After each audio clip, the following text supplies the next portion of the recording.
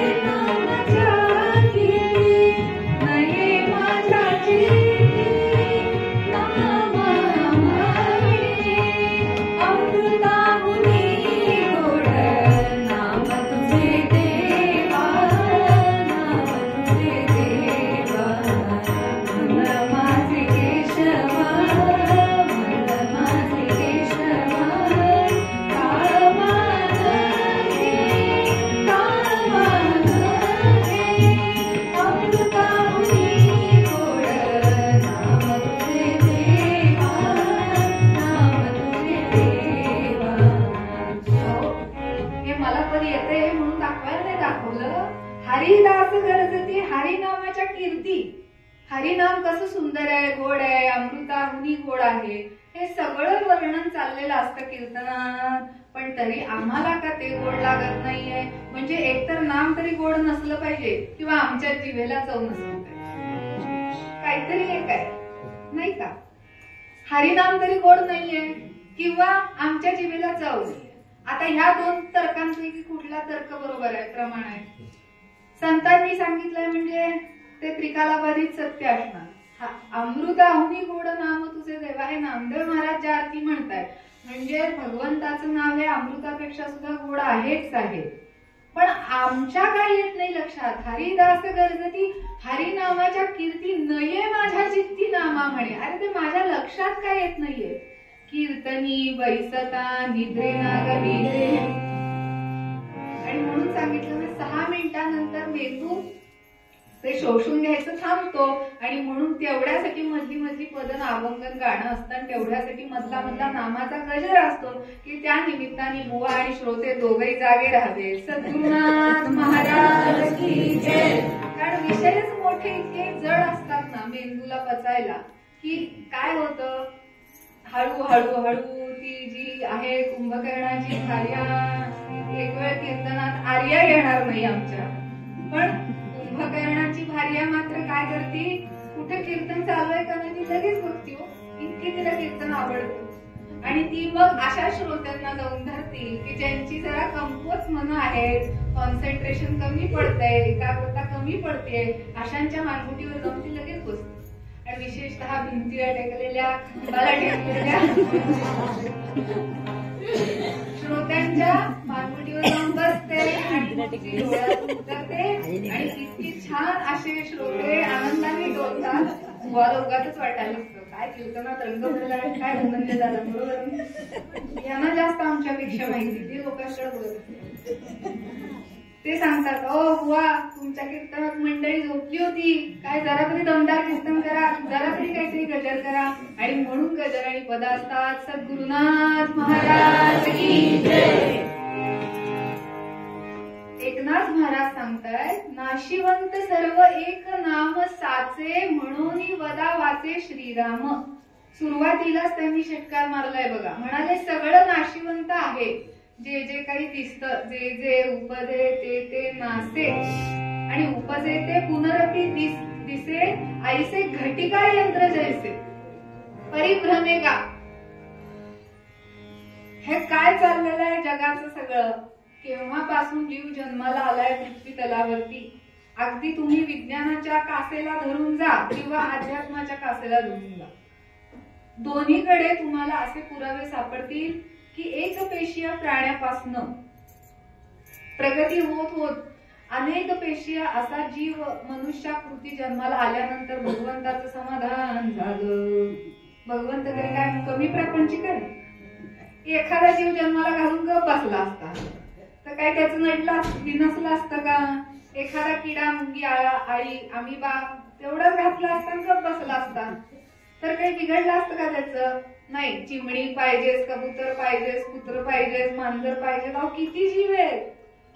लक्ष 84 फिरलो, 84 लक्ष प्रकारचे जीव जाती प्रजाती आहेत, असं भगवंतानी काम केलेलं आहे. केवढा मोठा कलाकार आहे की नाही बघा. आणि त्याचा खेळ होतो, पण आमचा जीव जातो, त्याचं काय? आम्ही सगळीकडे फिरत बसतोय. आणि प्रत्येक जन्मामधनं अनेक जन्मजन्मांतरीचे अनुभव आलेले आमच्या स्मृतीतनं गेलेले आहेत. पण आम्ही जन्माला आलो ते स्मृतीतनं गेलेलं आहे. याच्या आधी अनेक वेळेला जन्म झालेले आहेत, मरण पावलेलो आहोत, पण आता नव्यानेच जन्माला आल्यामुळे या जन्मामधल्या मागच्या जन्मांच्या स्मृती नाही. याला पुरावा काय? उगाच थापा मारता आहात का? थापा मारण्याचं काम म्हणते म्हणजे तबल्यावरती थापा नाहीत. या गोपालकृष्णांनी गीतेमध्ये अर्जुनाला सांगितलंय, तुझे आणि माझे पुष्कळ जन्म झाले, पण ते तुला आठवत नाहीये, मला सगळे आठवत आहे. एका जन्मामध्ये तू आणि मी नर आणि नारायण ऋषी आहोत. अर्जुन हा नर ऋषी आहे आणि भगवान गोपालकृष्ण नारायण ऋषी आहेत. ही जे दोघही आजही भारताच्या आर्यवर्ताच्या कल्याणासाठी म्हणून बद्री केदार मध्ये तपश्चर्या करताय बद्रीनारायणाला. तिथं त्यांचं स्थान आहे म्हणून ते बद्रीनारायणाचं स्थान तपस्थली म्हणून जाणलं गेलेलं आहे. भारताच्या अखंड कल्याणाकरता कुणी ना कुणीतरी तपश्चर्या करणं गरजेचं आहे. तापल्याशिवाय तप केल्याशिवाय पत वाढत नाही. जे तप करत नाहीत त्यांची पत वाढत नाही. अध्यात्मामध्ये पत वाढायची असेल, महाराज म्हणाले जो पंत आहे तोच संत होऊ शकतो. जो पंत आहे तोच संत होऊ शकतो, नाहीतर बाकीचे सगळे वसंतच राहतात. सद्गुरुनाथ महाराज. म्हणून सूर्यनारायण हा सारखा तापलेला असतो बघा, म्हणून त्याला म्हणतात तपन. आणि जो तपन होत नाही, जो नामस्मरणाचं तप करत नाही, नामाच्या दृष्टीने जो तपन होत नाही त्याचं पतन होत. नामामध्ये तपन झालं नाही तर उलट होत, पतन होत. आणि म्हणून कीर्तनात जर आलं नाही तर कीर्तनाच्या उलट होत. कीर्तन शब्दाच्या उलट काय? करा की लगेच उलट त्याला. एरवी आपण इतरांना कशी उलटे पालटे करतो लगेच. कीर्तनाच्या उलट केलं की नर्तकी असं होतं. नर्तकी आणि कीर्तन जे कीर्तनात येत नाहीत ते मायेच्या तालावर नाचत नर्तकी होतात. मग एक तर ब्रह्माच्या तालावर नाचावं किंवा मायेच्या तालावर नाचावं. दोन ऑप्शन लॉक करू. कुठला ऑप्शन आहे तो तुमचा तुम्ही लॉक करायचा. आणि इथे तुम्हाला स्वातंत्र्य दिलंय. एरवी कसं असतं, प्रारब्ध संचित आणि क्रियमाणाच्या मध्ये असं म्हटलं जातं की जे आधीच घडून गेलेलं आहे तुमचं क्रिया त्याच्याप्रमाणे तुम्हाला फळ मिळतं. कर्त्याने क्रिया केली त्याच्याप्रमाणे त्या कर्त्याला फळ मिळतं. एखादीला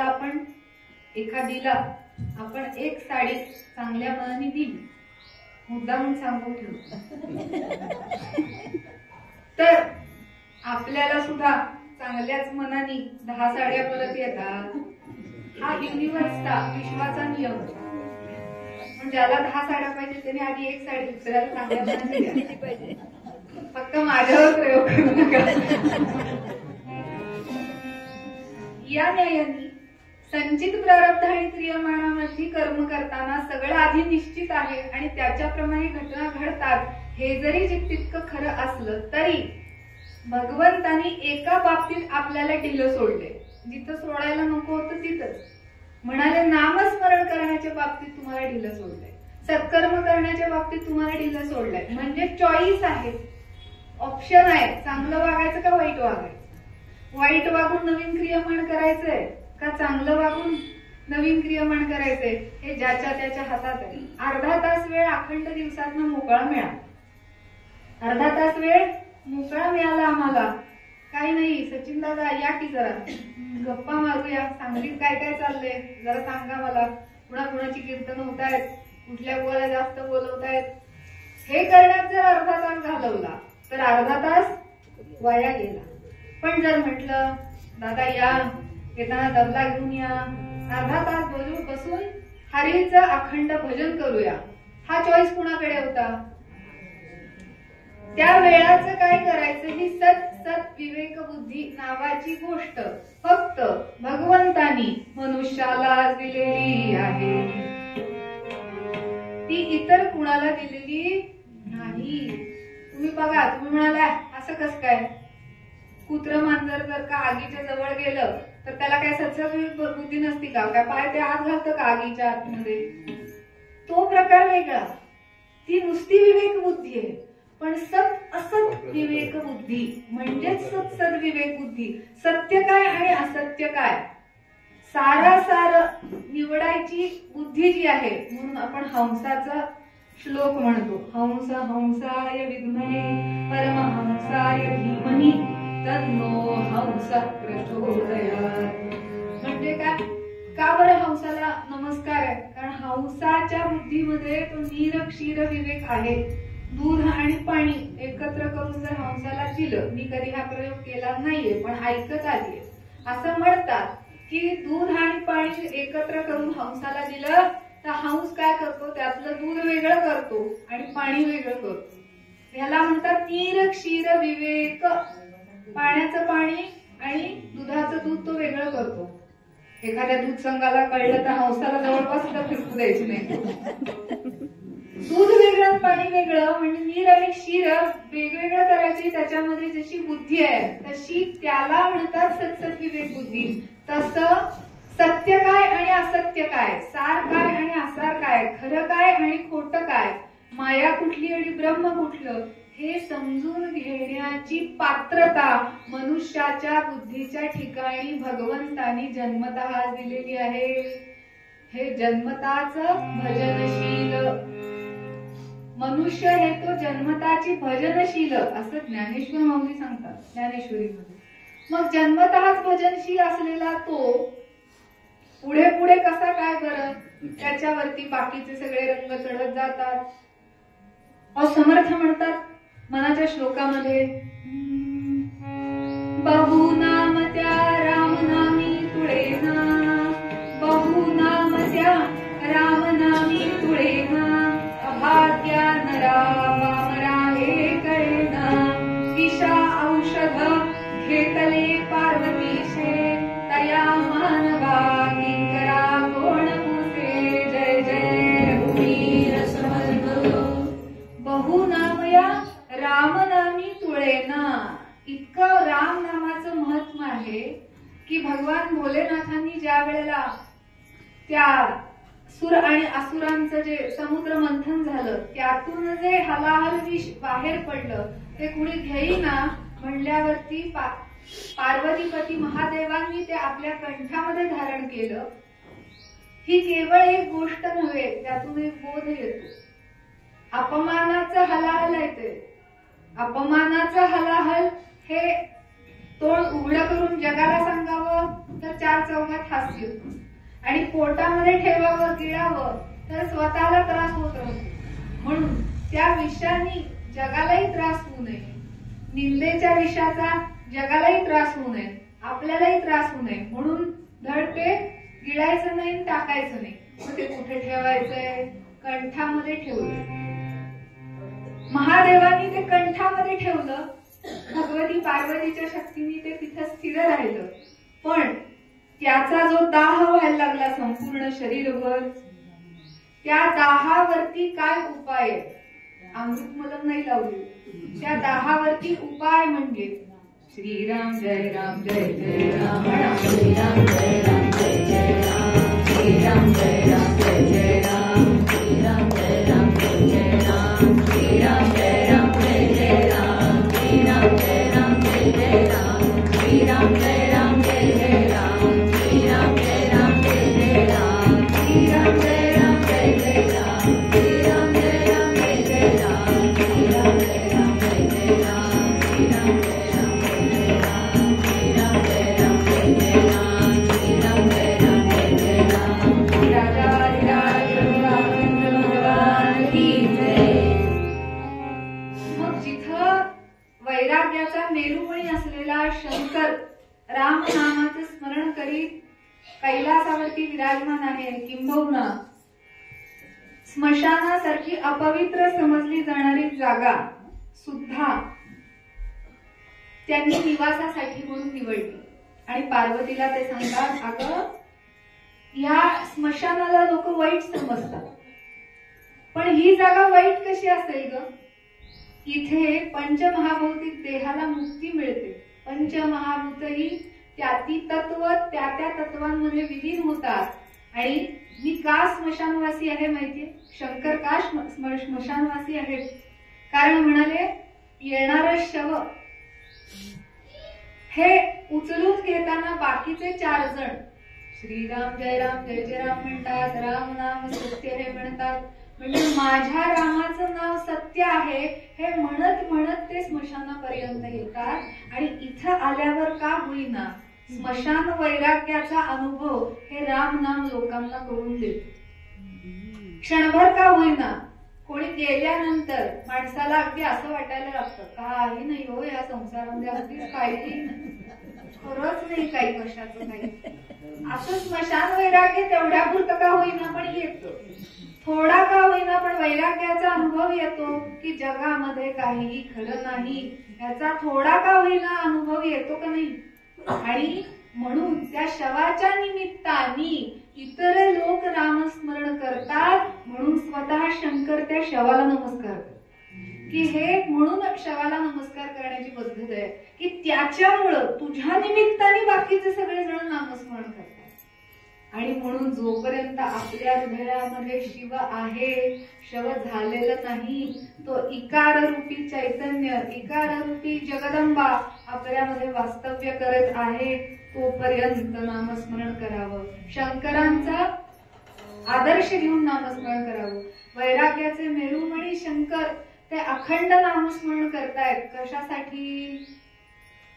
मनावरती नियंत्रण राहावं, मायेचा अंमल मनावर होऊ नये म्हणून. असे शंकर सुद्धा भगवान महाविष्णूंच्या मायेला फसलेत. लक्षात घ्या. वैराग्याचे मेरुमणी असणारे शंकर मोहिनी अवतारातल्या रूपाला क्षणभर का होईना भुलले हो. त्या दैत्य आणि देव संग्रामामध्ये अमृतासाठी जो झगडा झाला, त्याच्यातून जेव्हा धन्वंतरी महाराज तो कलश अमृताचा घेऊन बाहेर पडले, तेव्हा त्याच्या वाटावाटीवरनं भांडणं, केव्हापासून कोर्ट कचेरी चालू आहे बघा. भांडणं. देव आणि दैत्य तसे बघायला गेले तर ते भाऊभाऊच आहेत. पण त्या अमृत कलश वाटण्यावरून जी भांडणं झाली ती देवांना आधी अमृत मिळावं म्हणून भक्ताभिमानी महाविष्णूंनी काय केलं, साधारणतः राक्षसांचा कल हा सुंदर स्त्रीकडे झुकण्याचा असल्या कारणाने त्यांनी बरोबर त्यांची नस ओळखली. भगवान महाविष्णू असे अतिशय महाचतुर असे देव, सांब सदाशिवासारखे ते भोळे अजिबात नाहीत. त्यांनी ती सुंदर असं रूप घेतलं आणि त्रिखंडामध्ये अशी सुंदर स्त्री सापडणार नाही. त्रिभुवन सुंदरीचं ते रूप आणि त्या रूपाकडे सगळेजण बघत बसले वर तोंड करून.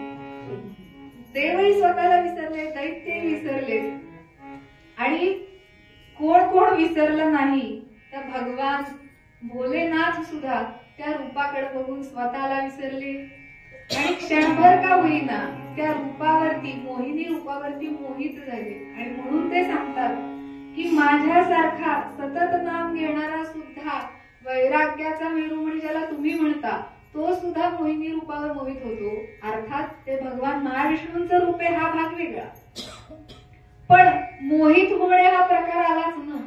मग त्यांच्यासारखा वरिष्ठ देव महादेव जर का अवताराला भुलत असेल, मायेला थोडा का होईना भुलत असेल तर तया मानवा किंकरा कोण भूसे. समर्थ म्हणतात अरे तुमच्या आमच्यासारख्यांचा काय पाड तिथे. आपल्याला थोडा सुद्धा मेकअप मनावर भुरळ पाडून जातो तर मग किती सावध राहिलं पाहिजे. याचं कारण शरीर नासे, संपत्ती नासे, नाम न नासे, श्रीराम. शरीर नासे आपल्या सगळ्यांना माहिती आहे, संपत्ती नासे. एखादा काही गडबड झाली, फटका बसला, शेअर मार्केट वरनं खाली खालनं वर झालं की संपत्ती नासे. एखाद्या बँकेमध्ये संपत्ती ठेवली, कुणी काहीतरी गडबड केली, सायबर घोटाळे आता नवीन प्रकार चालू झाला. गडबड केली, उडाले अकाउंट मधनं पैसे, संपत्ती नासे. मग नाम न नासे, श्रीरामाचे. किती संपत्ती तुम्ही रामनामाची घ्या साठवून, कुणी त्याचं हरण करू शकणार? आकार नासे, निराकार नासे. आता हे जरा डिफिकल्ट आहे, थोडा अवघड आहे. आकार नासे मान्य आहे, पण निराकार कस काय नासे? आपण काय म्हणतो निर्गुण निराकार भगवंत आहे. आकार नासे मान्य आहे, पण निराकार कसं नासणार? आकार नासे. आता उदाहरण छोटस सांगते त्याच्यामध्ये. सोन्याची बांगडी आहे, सोन्याची बांगडी आहे, ती वितळवली, आकार नासे. पण सोनं निराकार झालं का नाही? त्याची सुद्धा एक दिवस माती होती, निराकार नासे. आलं लक्षात? स्थूळही नासे सूक्ष्मही नासे. स्थूळ तर समोरच्या ठळक गोष्टी आहेत, त्याचं विघटन होताना दिसतच आहे. तुम्ही म्हणा थांबा बुवा, एका गोष्टीचं मात्र होत नाही. कुठल्या गोष्टीचं? प्लास्टिक, ते मात्र अपवाद आहे. स्थूळही नासे सूक्ष्मही नासे, नाम न नासे श्रीरामाचे. भगवंताचं नाव तेवढं नासत नाहीये, म्हणून जे न नासे ते नाम वाचे, एका जनार्दनी साचे जप करे. इतक्या सगळ्या गोष्टी नाशिवंत आहेत. हा माल 24 तासात नाशिवंत आहे, 24 तासाच्या आत खा असं लिहिलेलं असतं काही खाद्य पदार्थांवरती. तसाच हा माल सुद्धा नाशिवंत आहे, एक्सपायरी डेट ठरलेली आहे. प्रोडक्शनच्या डेटच्या दिवशीच, मॅन्युफॅक्चरिंग डेटच्या दिवशीच एक्सपायरी डेट घालूनच दिलेला आहे. एक्सपायरी डेटच्या पुढे एकही दिवस, एकही क्षण, एकही सेकंद काय जे असेल ते मिळणार नाहीये. म्हणून त्या एक्सपायरी डेटच्या आधी जे काही करायचं ते करून घ्यायचंय. श्रीराम जय राम जय जय राम, श्रीराम जय राम जय जय राम,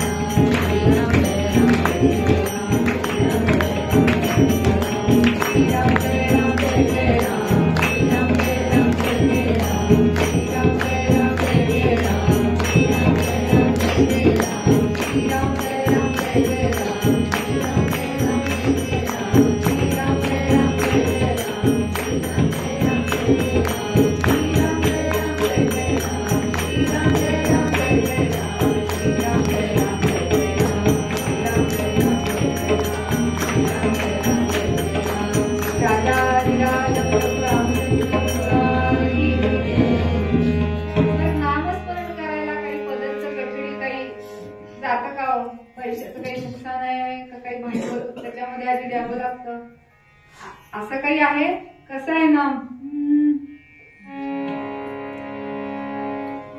जप तप साधन, जप तप साधन कछु नाही लागत, खर्चत नाही गठरी. जप तप साधन कछु नाही लागत, खर्चत नाही गठरी. बोलो रे प्रिया राम गोविंद हरी, राम गोविंद हरी. जप तप साधन कछु नाही लागत आणि खर्चत नाही गठरी. हे सगळ्यात छान. गोंदवल्याला जाऊन बघा, ह्याचा अनुभव अगदीच येईल. गोंदवल्याला जायचं, वास्तव्य महाराजांच्या मुक्काम करायचा महाराजांच्या त्या प्रिमायसेस मध्ये. जणू काही भारतीय चलनाचं कामच संपून जातं. महाराज खायला देतात, राहायला सुंदर खोली देतात, छान पंखे लावलेले आहेत, चहा असतो, 2 वेळेला नाश्ता असतो. आणि मनोरंजन व्हावं, आत्मरंजन व्हावं म्हणून कीर्तनाचे, भजनाचे, नित्यपाठाचे कार्यक्रम असतात. आणि उरलेला वेळ मिळालाच तर भगवान गोपाल कृष्ण त्रिभंगाकृती समोर उभे आहेत, त्यांच्या मुखचंद्रमाकडे बघत बसावं नुसतं, तरी सुद्धा तुमचा वेळ आनंदात जाईल. आणि महाराज म्हणतात आपल्या मुखाने नाम घ्यावं आणि आपल्या कानाने ऐकावं, हा आनंदाचा राजमार्ग आहे. समृद्धी हायवे एक्सप्रेस. आनंदाचा राजमार्ग कोणता म्हणाले? आपल्या मुखाने नाम घ्यावं आणि आपण ऐकावं. लोकांनी त्याच्यावरती कडी केली, काय केलं? कॅसेटच आणून लावली. श्रीराम जय राम जय जय राम. यंत्र म्हणत बसते, हे यंत्रावरच लावून टाकलं. आता आशांच्या पुढं काय करतील संत? 2 हात जोडून नमस्कार करतील. म्हणजे यंत्राने सगळी कामं करायची, ठीक आहे, पण जप पण यंत्रानेच करायचा. आणि मग पुण्य कुणाला मिळायचं ते अवघड प्रश्न आहे का नाही? जप जर यंत्राने केला तर पुण्य कुणाला मिळायचं? ऐकणाऱ्याला का ज्याचा स्वर जपामध्ये त्याला? बरं तो मोजायचा तरी कसा? म्हणजे भगवंतानी जे काही प्रोडक्शन केलेलं आहे त्यांची डोकी किती विचित्र चालतायत बघा.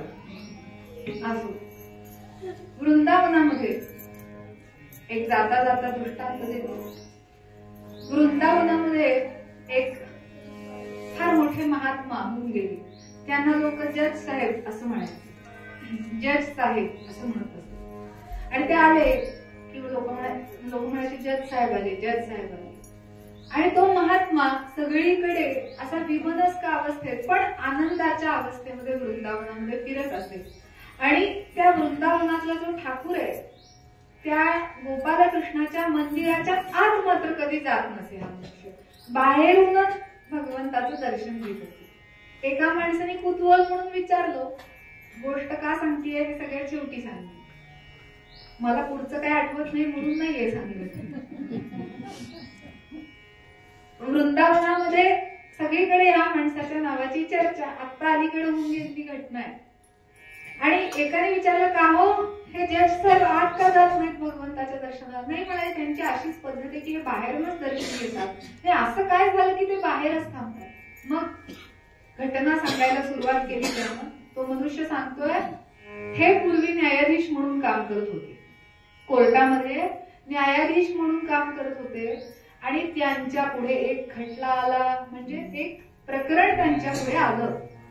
आणि त्या प्रकरणामध्ये सावकाराचं आणि ठेवीदाराचं असं भांडण होतं. त्या ठेवीदाराचं नाव होतं राम बोला, नाव होतं राम बोला. आणि तो जो सावकार होता तो सावकार या राम बोलाचा मित्र. आणि काय झालं, या राम बोलाला काही धनाची आवश्यकता होती मुलीच्या लग्नाकरता. म्हणून यांनी त्या सावकाराकडून काही धन उसनं घेतलं. आता हा जो राम बोला होता तो काहीच न करुणी प्राणी राम नाम वदे वाणी, तेणे संतुष्ट चक्रपाणी भक्ता लागी सांभाळी या वचनातला होता. तो राम राम म्हणण्या व्यतिरिक्त बाकीचं काही कामच करायचं नाही, म्हणून त्याचं नाव राम बोला ठेवलेलं होतं. काही म्हणाला की काही त्याला कुणी विचारलं की तो म्हणायचा रामजी जाने. काय म्हणायचा? रामजी जाने. काय रे कसा आहेस तू? आमच्यासारखा लगेच विचारायचीच खोटी, कसा आहेस की सांगतोच भलं मोठं काहीतरी. तो काय म्हणायचा? रामजी जाने. काय व्यापार वगैरे शेतीवाडी कशी चालू आहे तुझी? रामजी जाने. असं प्रत्येक गोष्टीत तो राम करता म्हणून रामजी जाने रामजी जाने म्हणून त्याचं नाव राम बोला असं पडलं. त्याचं खरं नाव काय कुणास. आणि त्या व्यक्तीला लिखापडी म्हणजे लेखन वाचन काही येत नव्हतं, अडाणी होता, अशिक्षित होता, पण खऱ्या अर्थाने सुशिक्षित होता. कारण भगवंताचं नाव येत होतं. बाकी काही येत नसलं भगवंताचं नाव जरी आलं तरी पुष्कळ आहे. आणि ह्याने काय केलं, ती काही रक्कम घेतली, मुलीचं लग्न केलं. आणि काही दिवसांनी आपल्याला होईल तसं त्या सावकाराची रक्कम हळूहळू देऊन संपवून टाकली. मुलांमार्फत, घरातल्या मंडळींमार्फत ती पूर्ण रक्कम चुकवली. पण तो जो सावकार होता तो भयंकर चतुर महाधूर्त होता. त्याला माहिती होतं की ती जी चिठ्ठी आहे, रिसीट आहे, त्या पावतीवरती काय लिहिलंय हे राम बोलाला माहिती नाहीये. आणि त्यामुळे त्यानं काय केलं, थोडे दिवसांनी राम बोलाला बोलवलं आणि सांगितलं, अरे बाबा तू थोडे थोडे करून पैसे दिलेस खरे, पण अजून इतके इतके रुपये शिल्लक आहेत, त्याचं काय? राम बोला म्हणाला, सावकार तुमचं सगळं कर्ज मी फेडून टाकलंय, व्याजासकट फेडून टाकलंय, आता बाकीच्या पैशांचं तुम्ही काय म्हणताय हे रामजी जाने. तो म्हणाला, अरे बाबा तू फक्त व्याज फेडलंस, अजून मुद्दल बाकी आहे.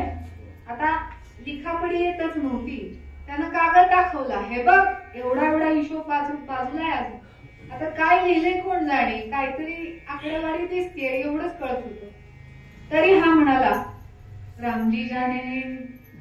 आणि घरी आला आणि मुलांना ते सांगितलं, का रे तुम्ही पैसे दिले नाहीत का?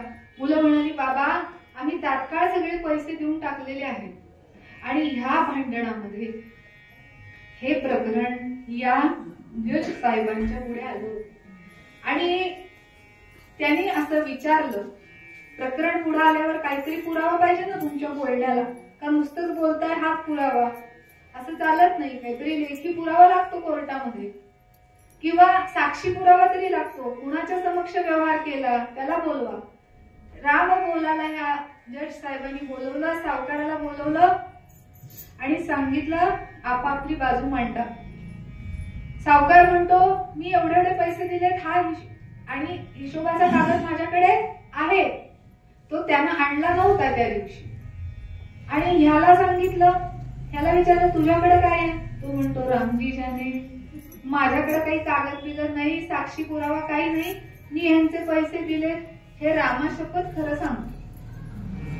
एवढ्यावरती काही केसचा निकाल लागायला तयार नाही. तारीख पे तारीख असं म्हणाले न्यायाधीश साहेब की तुमच्या ह्या व्यवहाराला निदान कुणी साक्ष होतं का? हो. तो म्हणाला हा होतो होतो. कोण साक्ष होतं? म्हणाला मी ज्या मंदिरामध्ये रोज रामरायाचं दर्शन घ्यायला जातो ना, तो राजाधिराज प्रभू रामचंद्र महाराज म्हणजे मेरे राम जी इसको साक्षी है. तो काय म्हणाला? मेरे रामजी साक्षी है. आता न्यायाधीश काही अध्यात्मातले नव्हते, त्यांना वाटलं रामजी म्हणजे याचा कोणता तरी मित्र आहे आणि तो रामजी साक्षी आहे ह्याला. ते म्हणाले रामजीच्या नावाने समन्स काढा, बोलावणं पाठवा. आणि म्हणून त्यांनी सांगितलं बोलवा रामजीला. हा गेला निघून. पुढची तारीख पडली आणि लिपिकाला सांगितलं रामजीच्या नावाने समन्स काढा. आता लिपिकाला सगळी भानगड माहिती, पण त्यानं ऑर्डर आल्यावरती समन्स काढलं, बेलिफाकडे दिलं, म्हणजे जो समन्स घेऊन जातो माणूस त्याच्याकडे दिलं. तो माणूस घेऊन सगळीकडे विचारतोय ह्या रामबोलाच्या गावातून इथे रामजी कोण आहे, रामजी कोण आहे, रामजी सरकार कोण आहे. जो तो म्हणतो इथे रामजी सरकार नावाचा कोणी मनुष्य नाहीये. अरे असं कसं होईल? ज्या अर्थी आमच्या न्यायाधीश साहेबांनी त्याच्या नावाने समन्स काढले त्या अर्थी कुठेतरी रामजी असणार. करत करत एकाने सांगितलं इथं ते रामरायाचं देऊळ आहे, तिथं जाऊन विचारा, कुणीतरी असेल तिथला गुरुजी रामजी नावाचा. ह्यालाही खरं वाटलं आणि तो त्या देवळामध्ये गेला रामरायाच्या आणि त्यानं ते समन्स त्या गुरुजीच्या हातामध्ये दिलं आणि सांगितलं हे घ्या कृपा करून, कोण रामजी आहेत त्यांना द्या, अमुक अमुक तारीख, कोर्टात त्या दिवशी हजर राहायचं, चुकवू नका, वेळ 11 वाजता. कोर्टाची तारीख असली की लोक पळत जातात. आणि मग सांगितलं, निघून गेला तिथून. त्या गुरुजींच्या लक्षात आलं काय प्रकार आहे तो. त्यांनी ते सगळं वाचलं, भगवंताच्या समोर कोर्टातला कागद ठेवला आणि सांगितलं रामराया अमुक अमुक तारखेला भक्ताची लाज वाचवायची आहे, तिकडे हजर व्हायचे. आणि रामरायाला काय कोर्ट कचेरी नवी आहे का? 500 वर्ष झाले अयोध्येचा निकाल चालला. कोर्ट कचेरी काही नवी नाही, तो स्वतःच जगाचा न्यायाधीश आहे, बाप आहे तो. आणि म्हणाले लक्षात ठेवा भक्ताची लाज वाचवायची आहे. आणि तो दिवस उजाडला आणि गुरुजींनी भगवंताला उत्तम असा पोशाख केला त्या दिवशी आणि म्हणाले कोर्टात जायचे जरा व्यवस्थित जावं. तुम्ही एरवी आपल्या भक्ताच्या कुटीत कसेही जाता तसं चालत नसतं, तिथे काही एटिकेट सांभाळावे लागतात का नाही. कोर्टात जाताना नीट जायचं असतं. छानपैकी वस्त्र नेसवली, पोशाख नेसवला आणि गुरुजी हात जोडून परमेश्वराला सगळी गोष्ट निवेदित करून तिथून निघून गेले. म्हणून महाराज म्हणतात प्रत्येक गोष्ट भगवंताला निवेदित करावी. ती तुम्ही सांगितली की तुमचं काम झालं. त्याचं पुढं काय करायचंय हे तो जाणे. तुम्हाला असं वाटतं महाराज फोटोतून नुसतेच बघतायत, ऐकतायत का नाही कोणास ठाऊक. खरोखर बोलून बघायला सुरुवात करा आणि मग बघा प्रचिती कशी येते ते. काही नाही, प्रत्येक गोष्ट त्यांच्या कानावरती घालायची, संवाद सुरू करायचा. या निमित्ताने आपण त्यांच्या सम्मुख होतो, त्यांच्याशी संवाद करायचा मन मोकळ्या पद्धतीने. आणि अशी करता करता आत्मनिवेदन भक्तीपर्यंत कधी जाऊन पोहोचू सांगता येत नाही. ते ऐकतात याला प्रमाण आहे. सहस्त्र शीर्षा सहस्त्र पादा. त्याला अनेक शीर्ष आहेत, अनेक कान आहेत आणि त्याला फक्त कानानेच ऐकायला येतं असं नाही, डोळ्यांनी पण तो ऐकू शकतो, कानाने बघू शकतो. असं विचित्र गोष्टी आहेत त्याच्याकडे. आणि किती डोळ्यांनी बघतो आणि किती कानाने ऐकतो ह्याची गणती नाहीये. हा सांगून गेला. कोर्टाचा दिवस उजाडला. पुकारलं गेलं नाव रामजी सरकार हजर हो. हे दोघे जण आले होते. सावकार तर अगदी छानच नटून आला होता. हा निकाल लागणार, सगळे पैसे मला द्या असा हुकूम मिळणार. हा राम बोला आपला हात जोडून उभा, तो निर्धास्त. रामदासच्या आणि कहे वाया जाईला ऐसे न घडे न कदाकाळी. तो राम नावावरती भरोसा ठेवून रामजी जाने जो होगा वो रामजी जाने. त्याला काही सुख सुखही नाही दुःखही नाही, हा आपला उभा आनंदामध्ये मग्न. श्रीराम जय राम जय श्रीराम. आतमध्ये टाकळी चालू आहे. अरे म्हणाले तुझा साक्षीदार कुठे आहे? रामजी सरकार रामजी सरकार 3दा बोलवलं. आणि मग अतिशय वृद्ध असा एक मनुष्य काठी टेकत टेकत तिथं आला आणि त्यानं सांगितलं. न्यायाधीश महाराजांनी विचारलं, तुम्ही आहे का रामजी? तो म्हणला, जी सरकार, मी रामजी हूं. आता हा जो राम बोलाय तो भगवंताच्या नामस्मरणामध्ये गुंग, ह्याला बाहेरच्या परिस्थितीची जाण नाही, काय चाललंय माहित नाही. आणि तो रामजी नावाचा जो मनुष्य आला त्यालाच न्यायाधीशाने विचारलं, का रे ह्या दोघांचा व्यवहार झाला त्यावेळेला तू तिथं हजर होतास का? जी सरकार, मी तिथं हजर होतो, मी हजर होतो तिथं, मी बघितलाय हा व्यवहार होता. असं काय लिहिलं होतं सांग बरं मग त्या चिठ्ठीमध्ये? रामजी नावाच्या त्या मनुष्याने सगळा हिशोब अगदी खडा व्यवस्थित सांगितला. आता सावकाराला घाम फुटायला लागला, हा तर नव्हता आणि ह्याला हिशोब कसा काय खडा माहिती, आणि मी केलेले सगळं आता हे माझ्याच गळ्यात येणार असं दिसतंय. म्हणल्यावर त्याचा थरकाप उडायला लागला आणि तो म्हणाला, नाही नाही हा खोटं बोलतोय, हा नव्हता त्यावेळेला. न्यायाधीश महाराज म्हणले, गप्प बस झंप्या, त्यावेळेला हा नव्हता म्हणून सांगतोय, खडा माहिती कशी काय ह्याला? तो कागद कुठे आहे आता तो आणा म्हणते. तो हा म्हणाला ततपप करायला लागला आणि सांगितलं, त्या दोघा तिघांना इथंच डांबून ठेवा आणि सरकारतर्फे एक माणूस सावकाराच्या घरात जाऊ दे, सगळी कपाट हुडकून बघा, तो कागद इथं आणा. लोक त्या सावकाराच्या घरी गेली, तो कागद शोधून न्यायाधीशांच्या समोर उपस्थित केला. आता तो कागद आणि हा साक्षीदार दोघ जण एकाच पद्धतीचं बोलत होते. आणि मग केसही बाजू त्या रामबोलाच्या बाजूने साबित झाली की हा रामबोला सत्य सांगतोय. जे काही पुढचं मुद्दल अधिक व्याज होतं ते सगळं ह्यानं पूर्णपणे फेड केलंय. नवे त्याहीपेक्षा काही रक्कम अधिक दिलेली आहे, तरी पण हा लालची सावकार खोटं बोलतोय. हे सांगितल्यावर न्यायाधीश महाराजांनी त्या गुन्ह्यातून त्या रामबोलाला पूर्णपणे मुक्त केलं. तुम्ही म्हणाल ह्याच्यात काय माझ्या पुढे आहे. भगवंत कसे भक्तासाठी येतात याची जाणीव ही तोपर्यंत कुणालाच नव्हती. गुरुजींनाही नव्हती की आपण भगवंताला निवेदित केलं खरोखरच रामराय गेले, हे त्यांनाही माहित नव्हतं. रामबोलालाही माहित नाही भगवंत आले. तो नामस्मरणामध्ये मग्न, काय चाललंय त्याला माहिती नाही. न्यायाधीश तर अध्यात्मातले नव्हतेच, त्यामुळे त्यांना या प्रकाराची जाणीवच नाही. त्यामुळे हा रामजी नावाचा कोण आलाय हे त्यांना माहिती नाही. आणि मग ज्या वेळेला कोर्टाच्या बाहेर आल्यानंतर सगळी परिस्थिती त्यांना गावातल्या लोकांनी समजून सांगितली, त्यावेळेला त्यांच्या डोळ्यापुढे सरकन तो सगळं घटना प्रसंग गेला. आणि मग त्यांच्या लक्षात आलं की रामजी सरकार म्हणून जो कुणी आला होता तो नुसता एक मनुष्य नव्हता, तर प्रत्यक्ष परमात्मा भगवंत माझ्या दरबारामध्ये न्यायालयाच्या त्या खोलीमध्ये आले. मैं जज बना कुर्सी पे बैठा रहा, रामजी खडे के खडे रह गए. मी साधं उभारून त्यांना वंदन सुद्धा केलं नाही म्हणाला. किती मी माझ्या लौकिकाच्या किंवा प्रतिष्ठेच्या आड गेलो की माझ्या न्यायदेवतेच्या डोळ्यावर पट्टी असती आणि खरोखरच मी आंधळा झालो. साक्षात जगाचा न्यायाधीश माझ्या कोर्टापुढे साक्षी पुरावा म्हणून येतो, उपस्थित राहतो, उभा राहतो, आणि मी मात्र आंधळ्यासारखा माझ्या खुर्चीवरून उठून त्या जगन्नियंत्याला नमस्कार सुद्धा केला नाही. मी किती भाग्यवान न्यायाधीश आहे. कुणाच्याही न्यायालयामध्ये आज तागायत भगवंत गेले नाहीत, पण माझ्या न्यायालयात भगवंता उपस्थित झाले, पण मी उठून त्यांना साधा आदरयुक्त नमस्कार सुद्धा केला नाही. हा माझा अहंभाव मला नडला. अहंभाव छेदोनी टाकी दिनाचा समर्थ म्हणाले.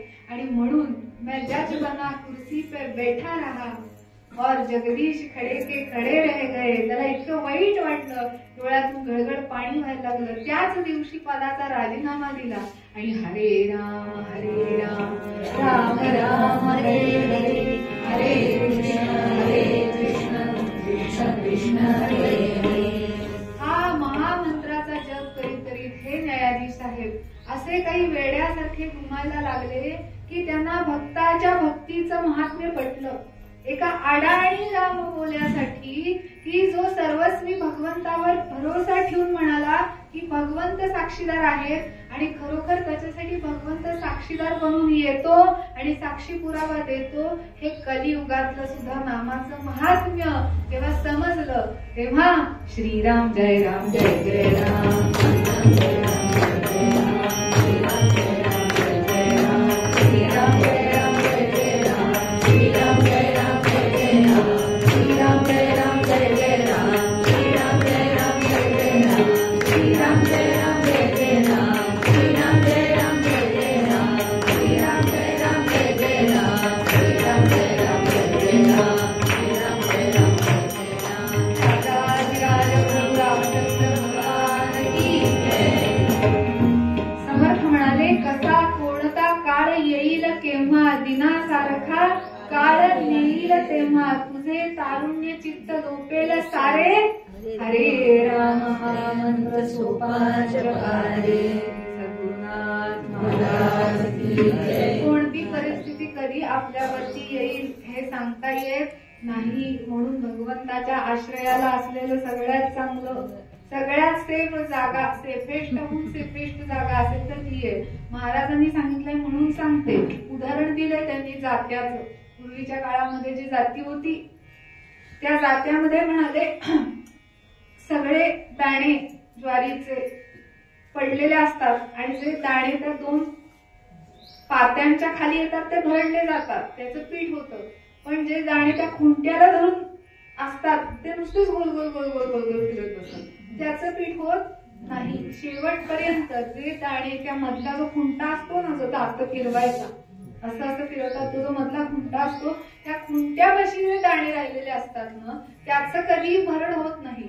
म्हणून या जगत रूपी जात्याच्या मध्ये जरी तुम्ही पडला असला तरी सुद्धा रामनामाच्या खुंट्याला धरून राहा, म्हणजे तुम्ही त्या जात्यामध्ये येऊन तुमचं पीठ होणार नाही. सद्गुरुनाथ महाराज की जय. काय सुंदर उदाहरण आहे. अगदी एखाद्या ग्रामीण भागातल्या अशिक्षित महिलेला सुद्धा कळत नाही ही महाराजांची खूबी आहे. म्हणून महाराजांसारखे जे थोर महात्मे असतात त्यांनी सांगितलं की नाम घ्या की कोणताही विकल्प न घेता घ्यावं, कारण शरीर नासे संपत्ती नासे, नाम न नासे. श्रीरामाचे कितीही सुंदर असलात, कितीही उत्तम गुण असले, कितीही पैसा असला आणि कितीही प्रकारचं श्रेष्ठ पदाचं पद जरी असलं श्रेष्ठत्वाचं, तरी सुद्धा एक ना एक दिवस त्याचा नाश होणार आहे, निश्चित आहे. मग नाश न पावणार असं अविनाशी भगवंताचं, सच्चिदानंद परमात्म्याचं ते जे नाव आहे ते नाव आपल्या हृदयामध्ये कोरून ठेवावं. तो हा राम आठवावा हृदयात साठवावा, रामी रामदास स्वामी प्रगटले अंतर्यामी. समर्थ म्हणाले, तो हा राम आठवावा हृदयात साठवावा, जेथ उच्चारू नाही नामाचा ते जाणावी वांझ वाचा. जेथ उच्चारू नाही नामाचा ते जाणावी वांझ वाचा, गर्वन धरी हरिकथेचा निष्फळतीचा उद्योग. संत म्हणाले, ज्या वाचेनी कधीही भगवंताचं नाव घेतलेली नाहीये ती म्हणले असून नसल्यासारखी आहे. गर्व न धरी हरिकथेचा निष्फळतीचा उद्योग, बडबड करण्यापुरतीच ती, तिचा काही उपयोग नाही त्या रसनेचा. आणि अशी व्यक्ती जन्माला येऊन नुसतं त्याने आईला कष्ट दिलेले आहे असं समजलं जातं संतांच्या दृष्टीने.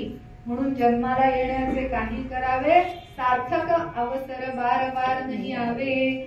स्थूळही नासे सूक्ष्मही नासे, जे न नासे ते नाम साचे. एका जनार्दनी वाचे जप करी. तोंडानी नाम घ्यायचंय. जसं काल परवा मी बोलता बोलता सांगितलं 4 प्रकारचे वाचेचे प्रकार आहेत. परा, पश्चंती, मध्यम आणि वैखरी. तर वैखरी म्हणजे आपण जिभेने जे नामस्मरण करतो ते. जिभेने नामस्मरण करत करत गेलं की हळूहळू ते आत झिरपायला लागतं. मग ते मध्यमेपर्यंत येतं, कंठातून हळूहळू घसरत घसरत खाली हृदयात येतं आणि हृदयातून खाली घसरत घसरत ते बेंबीपर्यंत जातं. आणि तिथे एकदा गेलं, नाम खाली गेलं की मग आपोआप वैखरी, मध्यम आणि पश्चंतीचे टप्पे पार केले की परावाणीमध्ये जप चालू होतो. कुठल्या वाणीमध्ये? परावाणी. त्याला म्हणतात अजपा जप. तिथे जप करावा लागतच नाही. राम करे अपना जप, हम बैठे आराम. आणि मग अंग प्रत्यंगातून श्रीराम जय राम जय जय राम. कारण प्रत्येक पेशीत पेशी भरून जाते. हा विज्ञानाचा सिद्धांत आहे की तुम्ही एखाद्या गोष्टीची आवर्तन केलीत, आंदोलन केलीत की त्याप्रमाणे तुमच्या पेशींमध्ये स्मृती असते. पेशींमध्ये काय असते? स्मृती असते. म्हणून स्पर्शाचे स्मृती असते. बघा, लहान मुलं आपल्या आईचे स्पर्श ओळखतं, दुसऱ्या कोणाला ते आई म्हणत नाही, कारण ती स्पर्शाची स्मृती असते, ती त्याच्या पेशींमध्ये असते. डीएनए वगैरे जो प्रकार आहे ना, तो स्मृतीचाच आहे. मनुष्याला मनुष्याकृतीच मूल कसं काय बरं जन्माला येतं? हे वर्षानुवर्ष त्या डीएनए मध्ये स्मृती रूपाने जो काही भाग ठेवलेला आहे, ती स्मृती त्या प्रकारचा गर्भ तयार करत असते. म्हणून या देवी सर्व भूतेषु स्मृती रूपेण संस्थिता नमस्तस्यै नमस्तस्यै नमस्तस्यै नमो नमः. जगदंबा माता की जय. स्मृतीत विघाड झाला की विकृती येते. तुम्ही बघा, विकृत बालक निर्माण होतात, त्यांच्या त्या अवयवांमधल्या स्मृतीमध्ये बिघाड झालेला असतो. म्हणून स्मृती कशाची पाहिजे? स्मृती पाहिजे भगवंताच्या नावाची. म्हणून भगवंताच्या नावाची स्मृती ठेवली की बाकी काहीही विसरलं, काही आठवलं नाही तरी सुद्धा चालतं. मूळ पदामध्ये श्री एकनाथ महाराज म्हणतात, नाशिवंत सर्व एक नाम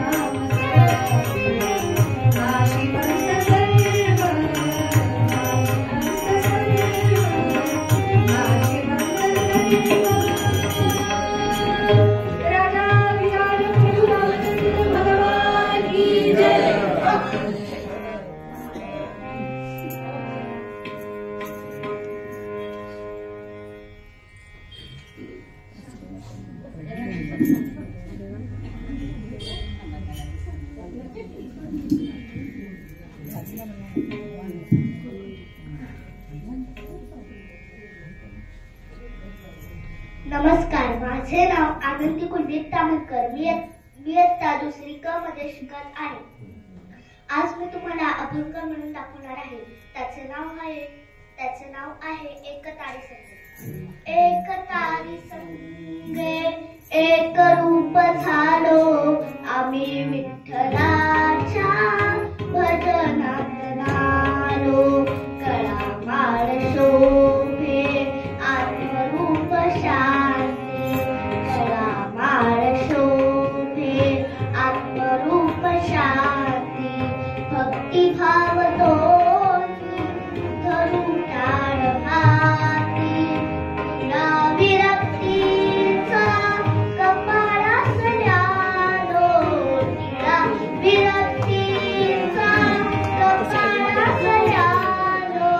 आम्ही विठ्ठलाच्या भजनात नालो. भाकरीची छाया झोपडीची,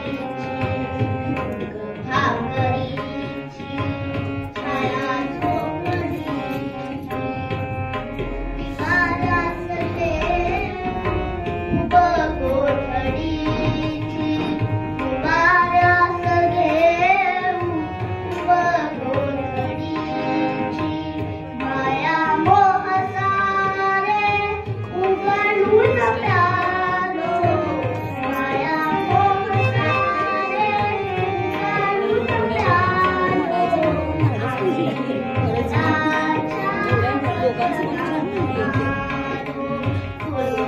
पुण्याचे पिळे सुख त्याला, पुण्याचे पिळे सुख त्याला. विरंग होई कुणी राव चाला, मागणे काही सांगण्यास आलो. मागणे काही सांगण्यास आलो. आम्ही विठ्ठलाच्या भजनात नालो. एक तारी संगे एक रूप झालो, आम्ही विठ्ठलाच्या, आम्ही विठ्ठलाच्या, आम्ही विठ्ठलाच्या भजनात.